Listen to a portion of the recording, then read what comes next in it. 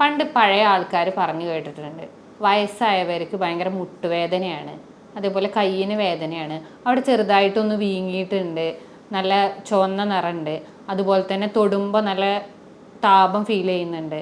ഈ രീതിയിൽ പലരും കേട്ടിട്ടുണ്ടാവും. അപ്പം പിന്നീട് മൊത്തത്തിൽ ആൾക്കാരെല്ലാവരും പഠിച്ചു നീർക്കെട്ടാണത്. അപ്പോൾ പണ്ടുണ്ടായിരുന്നത് പ്രായമായവരിൽ മാത്രമായിരുന്നു. എന്നാൽ ഇന്ന് ചെറുപ്പക്കാരും പല രീതിയിൽ നീർക്കെട്ടിനെ അനുഭവിച്ചുകൊണ്ടിരിക്കുന്നുണ്ട്. ഈ നീർക്കെട്ട് എന്ന് പറഞ്ഞാൽ നമ്മൾ ഈ പുറത്ത് നമുക്ക് ബാഹ്യമായിട്ട് കാണുന്നത് മാത്രമല്ല, ഓരോ അവയവങ്ങളിലും നീർക്കെട്ട് വരും. അതിന് ഓരോ പേരിൽ നമ്മൾ അറിയപ്പെടാം. ഒരു ഇൻഫ്ലമേഷൻ, അവിടെ എന്തെങ്കിലും ഒരു ഇൻഫെക്ഷനോ അല്ലെങ്കിൽ അതുമായി ബന്ധപ്പെട്ട ബാക്ടീരിയാസ് വന്നു കഴിഞ്ഞാലാണ് നമുക്ക് അവിടെ നീർക്കെട്ട് വരാം. അതിപ്പോൾ ലിവറിലാണെന്നുണ്ടെങ്കിൽ അപ്പോൾ നമ്മൾ ഹെപ്പറ്റൈറ്റിസ് എന്ന് പറയും. ഈ മഞ്ഞപ്പിത്തം എന്ന് കേട്ടില്ല, മഞ്ഞപ്പിത്തം കൂടുതലായി കഴിഞ്ഞാൽ അവിടെ ഒരു ഇൻഫ്ലമേഷൻ വരും. അപ്പോൾ അത് കാരണം ഈ നമ്മുടെ ലിവർ ഒന്ന് വീങ്ങും. അപ്പോൾ അതിൻ്റെ ഭാഗമായിട്ട് ഹെപ്പാറ്റോമെഗാലി എന്ന് പറയും. അപ്പോൾ ഹെപ്പറ്റൈറ്റിസ് കാരണമാണ് ഈ ബുദ്ധിമുട്ടുണ്ടാകുന്നത്. അപ്പോൾ നമ്മൾ തലച്ചോറിലാണ് നീർക്കെട്ട് വന്നു വിചാരിച്ചാൽ അതിനെയാണ് നമ്മൾ മെനിഞ്ചൈറ്റിസ് എന്ന് പറയുക. അപ്പോൾ തലച്ചോറിലുള്ള രക്തക്കുഴലുകളിലൊക്കെ ഉള്ളിലേക്ക് കൂടുതലായിട്ട് ഇറങ്ങിയിട്ടുണ്ടെന്നുണ്ടെങ്കിൽ നമ്മൾ രക്തക്കുഴലുകൾക്ക് നീർക്കെട്ട് വന്നാൽ വാസ്കുലൈറ്റിസ് എന്നാണ് പറയുക.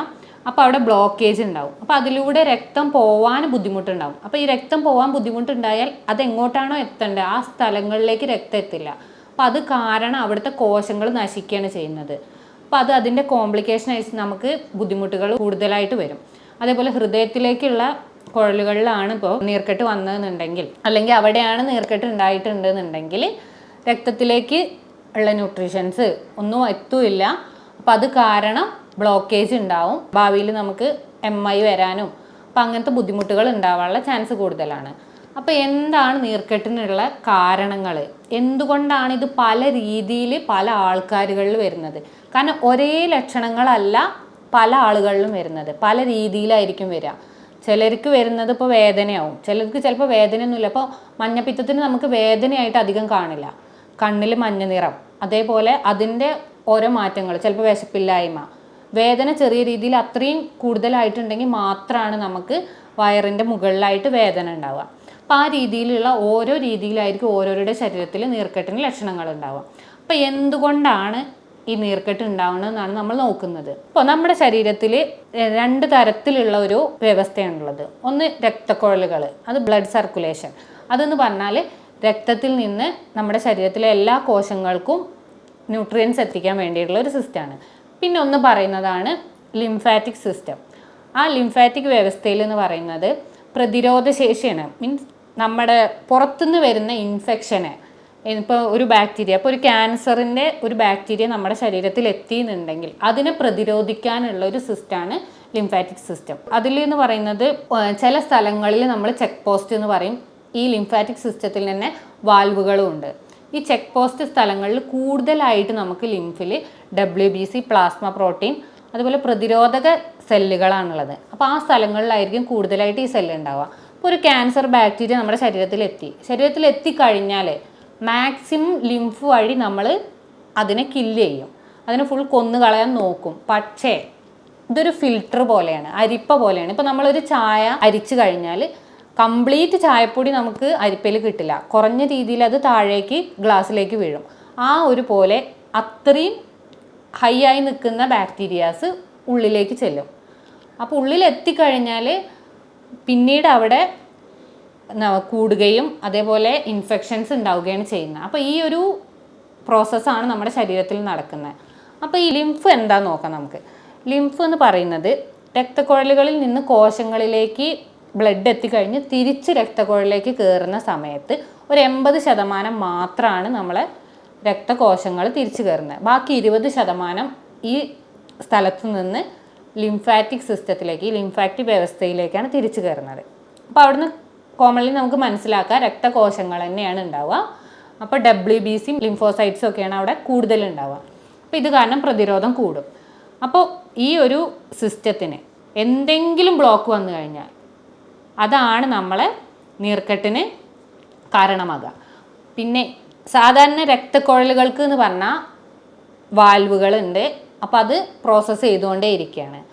പക്ഷേ ഈ ലിംഫാറ്റിക് സിസ്റ്റത്തിന് വാൽവുകൾ ഉണ്ടെങ്കിലും അത് നമ്മുടെ മസിൽസിൻ്റെ അങ്ങോട്ടും ഇങ്ങോട്ടും ഉള്ള ഞെരുക്കം കാരണം മാത്രമാണ് താഴെ നിന്ന് മുകളിലേക്ക് ലിംഫാറ്റിക് സിസ്റ്റത്തിൽ ലിംഫ് പാസ് ചെയ്യുന്നത്. അപ്പോൾ കൂടുതലായിട്ട് നമ്മൾ കണ്ടിട്ടുണ്ട് കാല് താഴ്ത്തി വെക്കുന്ന സമയത്തായിരിക്കും നീർക്കെട്ട് കൂടുക എന്ന് പറയും. അതെന്തുകൊണ്ടാണ് കാലിൽ നമ്മൾ കൂടുതലായിട്ട് കോൺസെൻട്രേറ്റ് ചെയ്യാൻ കാരണം? താഴ്ത്തി വെക്കുമ്പോൾ മുകളിലേക്ക് കയറേണ്ട ലിംഫ് താഴത്തേക്ക് ഇറങ്ങുകയാണ് ചെയ്യുന്നത്. നമ്മൾ ഗ്രാവിറ്റേഷൻ ഓപ്പോസിറ്റ് ആയിട്ട് നമ്മളെ ശരീരത്തിൽ ലിംഫ് സഞ്ചരിക്കേണ്ടത് അത് താഴെ അടിയുന്നത്.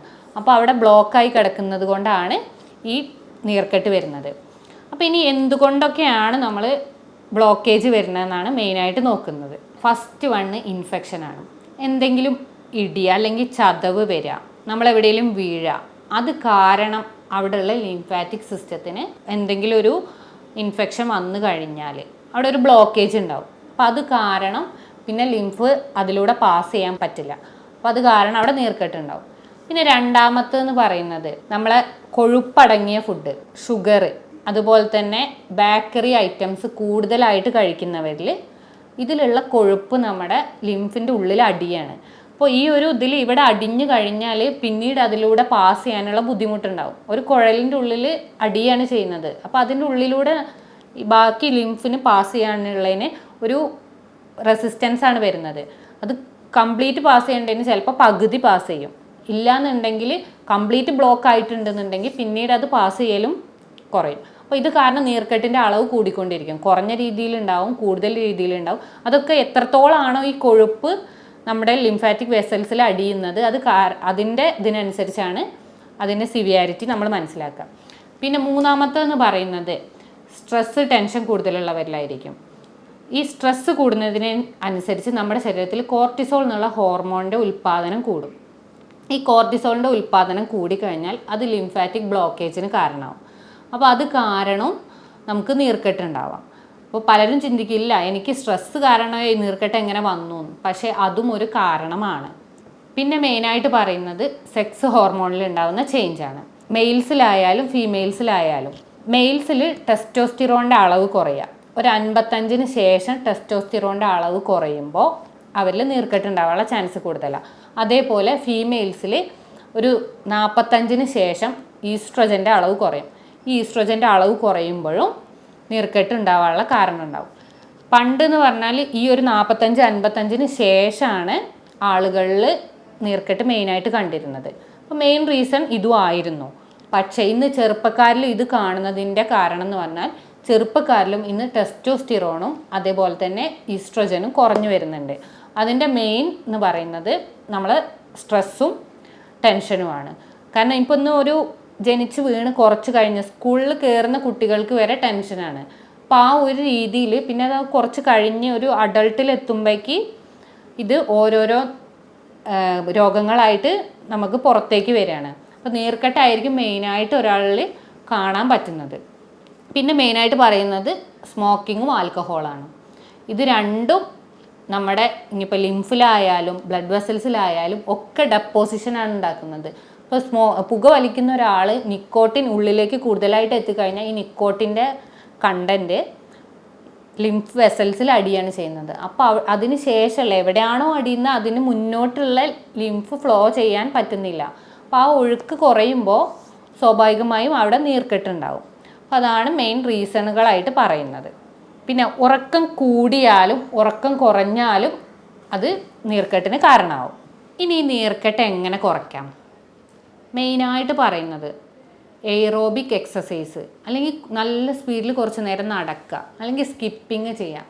ഇതൊക്കെ ചെയ്യുമ്പോൾ നമ്മുടെ മസിൽസ് റിലാക്സ് ആവും, അതുപോലെ തന്നെ മസിൽസ് അനങ്ങാൻ തുടങ്ങും. ആ സമയത്ത് ലിംഫാറ്റിക് വെസൽസിലൂടെ ലിംഫ് ഫ്ലോ ചെയ്യും. വേറെ ഒരു മാർഗവും നമുക്ക് ലിംഫ് മുകളിലേക്ക് പോകാനില്ല. അപ്പോൾ മെയിനായിട്ട് പറയുന്ന മസിൽസിൻ്റെ അങ്ങോട്ടും ഇങ്ങോട്ടുള്ള ചലനം കൊണ്ട് മാത്രമാണ് ലിംഫ് ശരീരത്തിലൂടെ പാസ് ചെയ്യുന്നത്. അപ്പോൾ ഇത് കിട്ടണമെങ്കിൽ നമ്മൾ എക്സസൈസ് ചെയ്യുക എന്ന് പറയുന്നത് മെയിനായിട്ടൊരു കാരണമാണ്. അപ്പോൾ വേറൊന്ന് പറയുന്നത് എന്ന് പറഞ്ഞാൽ തിരുമ്മ. എവിടെയാണോ നമുക്ക് നീർക്കെട്ടുള്ളത് ആ ഭാഗത്ത് ഒരു എന്താ പറയുക ചെറിയ രീതിയിൽ നമുക്ക് തിരുമ്മാൻ പാടും. കാരണം എന്താ വെച്ചാൽ അത് കൂടുതലായി കഴിഞ്ഞാൽ ഉള്ളിൽ ഡാമേജ് കോശങ്ങൾക്ക് ഉണ്ടായാൽ അത് അതിലേറെ ബുദ്ധിമുട്ടുകൾ ഉണ്ടാവും. അപ്പോൾ ഈ ലിംഫ് പാസ് ചെയ്യുന്ന രീതിയിൽ മാത്രമാണ് നമ്മൾ അവിടെ തിരുമ്മേണ്ടത്. അതാണ് ആയുർവേദത്തിലൊക്കെ നമ്മൾ പറയുന്ന കിഴി ഉപയോഗിച്ചിട്ട് തിരുമ്മ, ആ രീതിയിലുള്ള ട്രീറ്റ്മെൻറ്റ്. അതേപോലെ ഫിസിയോതെറാപ്പി ചെയ്തവർ പറയുന്ന ഫിസിയോതെറാപ്പി ചെയ്ത് കഴിഞ്ഞപ്പോൾ നല്ല സുഖം ഉണ്ടായിരുന്നു, പിന്നെ അത് അവർ കണ്ടിന്യൂ ചെയ്യുന്നില്ല. അപ്പോൾ ഇത് സ്ഥിരമായിട്ട് നമ്മൾ നീർക്കെട്ടിൻ്റെ ബുദ്ധിമുട്ടുള്ളവർ സ്ഥിരമായിട്ട് കുറച്ച് കാലം തിരുമ്മ, അത് അല്ലെങ്കിൽ മസിൽസിൻ്റെ എക്സസൈസ് ചെയ്ത് കഴിഞ്ഞാൽ ആ നീർക്കെട്ട് അവിടെ നിന്ന് കുറഞ്ഞു കിട്ടും. പിന്നെ ഷുഗർ കംപ്ലീറ്റ് ആയിട്ട് ഒഴിവാക്കുക. കാരണം ഷുഗറിൻ്റെ ഇൻടേക്ക് എത്രത്തോളം നമ്മൾ ഉള്ളിലേക്ക് എടുക്കുന്നോ അത്രത്തോളം ഓരോ കോംപ്ലിക്കേഷൻസും അത് പല രീതിയിലാവും ശരീരത്തിൽ കാണിക്കുക. അതിപ്പോൾ തളർവാദം വരാൻ വരെ നമുക്ക് ഷുഗർ കൂടുതലായി കഴിഞ്ഞാൽ കാരണമാകും, കാരണം പ്രമേഹത്തിൻ്റെ ഭാവിയായിട്ട്. പിന്നെ അതുപോലെ തന്നെ ഇപ്പോൾ ഈ ലിംഫാറ്റിക്കിൽ അടിഞ്ഞു കഴിഞ്ഞാൽ നീർക്കെട്ടുണ്ടാവും. അത് രക്തക്കുഴലുകളിലാണ് ഷുഗർ അടിയുന്നതെന്നുണ്ടെങ്കിൽ ആ ഭാഗത്തേക്കുള്ള രക്തം സപ്ലൈ ചെയ്യൽ നിൽക്കും. അത് കാരണം ആ ഭാഗം മൊത്തത്തിൽ നെക്രോസിസാണ് സംഭവിക്കുക. അവിടെ രക്തം എത്തുന്നില്ല, ന്യൂട്രിയൻസ് എത്തുന്നില്ല, ഒന്നും എത്താതെ ഒരു കറുത്ത കളറിൽ നമുക്ക് മുറിവ് ഉണങ്ങാത്ത രീതിയിൽ സംഭവിക്കും. ഈ ഒരു രീതിയാണ് ഉണ്ടാകുന്നത്. അപ്പോൾ ഷുഗർ കംപ്ലീറ്റ് ആയിട്ട് കട്ട് ചെയ്യാം. പിന്നെ കാൽഷ്യം കുറയുമ്പോഴും നമുക്ക് നീർക്കെട്ട് കൂടാം. അപ്പോൾ കാൽഷ്യം കൂടുതലുള്ള ഫുഡ് കഴിക്കാൻ നോക്കുക. ചെറിയ മീനുകൾ, പാൽ ഉൽപ്പന്നങ്ങളൊക്കെ കൂടുതലായിട്ട് കഴിക്കാൻ നോക്കുക. പിന്നെ മെയിനായിട്ട് പറയുന്നത് വെള്ളം നമ്മളെ ശരീരത്തിൽ എത്രത്തോളം കൂടുന്നു, ഒരു 25 കിലോ ഉള്ള ഒരാൾ 1 ലിറ്റർ വെള്ളം എന്നുള്ള കണക്കിൽ നമ്മൾ സ്ഥിരമായിട്ട് കുടിക്കണം. അപ്പോൾ 75 kg വെയിറ്റ് ഉള്ള ഒരാൾക്ക് 3 ലിറ്റർ സ്ഥിരം വെള്ളം കഴിക്കണം എന്നാണ് പറയുക. കാരണം എന്താ വെച്ചാൽ ഇപ്പോൾ നമ്മുടെ ശരീരത്തിൽ വെള്ളം കുറഞ്ഞു കഴിഞ്ഞാൽ വീണ്ടും ശരീരം വെള്ളം വലിച്ചെടുക്കും. അപ്പോൾ ലിംഫിലുള്ള വെള്ളത്തിൻ്റെ അളവ് കുറയാണ്, അപ്പോഴും അതിനൊരു ബ്ലോക്കേജാണ് സംഭവിക്കുന്നത്. അപ്പോൾ വെള്ളം കൂടുതലായിട്ട് കഴിച്ചാൽ ഇത് സുഗമമായ രീതിയിൽ നമ്മുടെ ശരീരത്തിലൂടെ പാസ് ചെയ്യും. പിന്നെ വിറ്റാമിൻ ഡി കുറഞ്ഞു കഴിഞ്ഞാലും നമ്മളെ ലിംഫാറ്റിക് വെസൽസിനും ബുദ്ധിമുട്ടുകളുണ്ടാവും, നീർക്കെട്ട് കൂടാനുള്ള ഒരു കാരണമാവും. അപ്പോൾ വിറ്റാമിൻ ഡി നല്ല രീതിയിൽ കുറഞ്ഞിട്ടുണ്ട് എന്നുണ്ടെങ്കിൽ നമ്മൾ വിറ്റാമിൻ ഡിൻ്റെ സപ്ലിമെൻറ്റ് കറക്റ്റായിട്ട് എടുക്കണം. പിന്നെ ഒന്ന് പറയണം മാഗ്നീഷ്യത്തിൻ്റെ കുറവുണ്ടെങ്കിലും മസിൽസുകൾക്ക് ബുദ്ധിമുട്ടുകൾ ഉണ്ടാവും.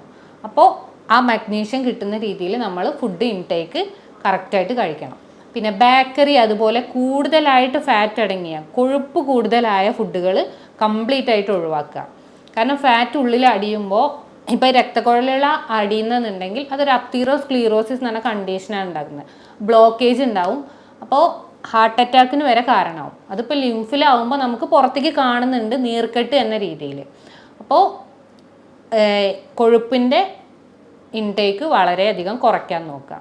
ഈ രീതിയിലാണ് നമ്മൾ നീർക്കെട്ടിനെ കുറയ്ക്കാൻ വേണ്ടി ചെയ്യേണ്ടത്. മസാജ്, വെള്ളം നന്നായിട്ട് കുടിക്കാൻ നോക്കുക.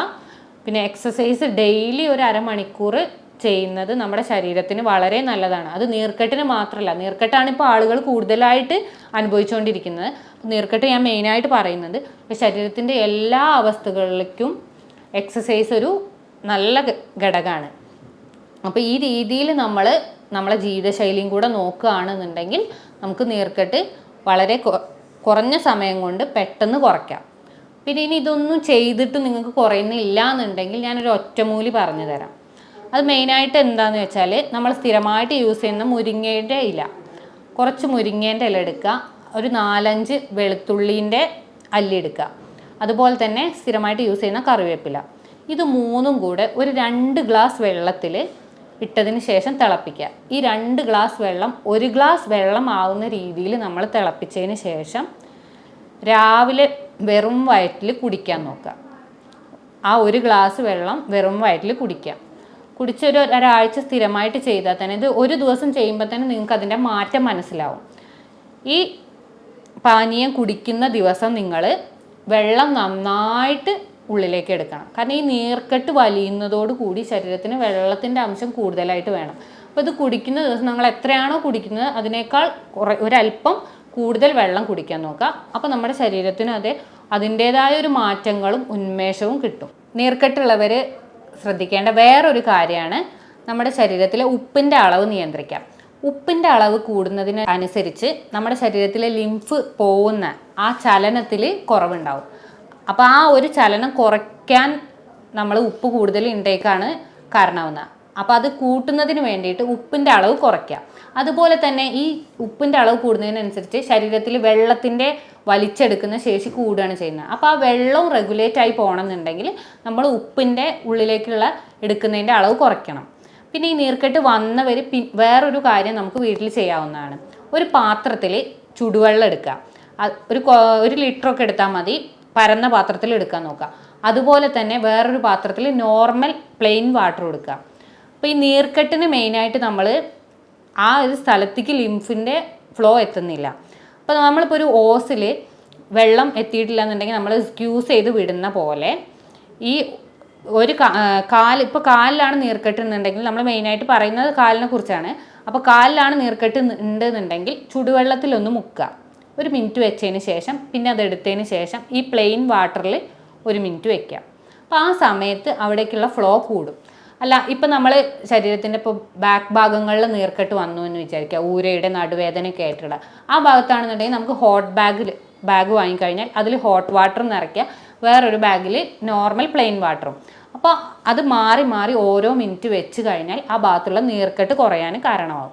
അപ്പോൾ ഈ ഒരു രീതിയിൽ നിങ്ങൾ വീട്ടിൽ ഇത് ചെയ്യുകയാണെന്നുണ്ടെങ്കിൽ നിങ്ങൾക്ക് ആ വന്ന നീർക്കെട്ട് കുറഞ്ഞു കിട്ടും. പിന്നെ ഡെയിലി എക്സസൈസ് ചെയ്ത് നിങ്ങൾ കണ്ടിന്യൂ ചെയ്യുകയാണെന്നുണ്ടെങ്കിൽ നിങ്ങൾക്ക് അത് വരാതെ നോക്കാനും പറ്റും. ഞാൻ doctor Gopika, doctor Basil Somy hospital, Pandikkad, Malappuram ജില്ല.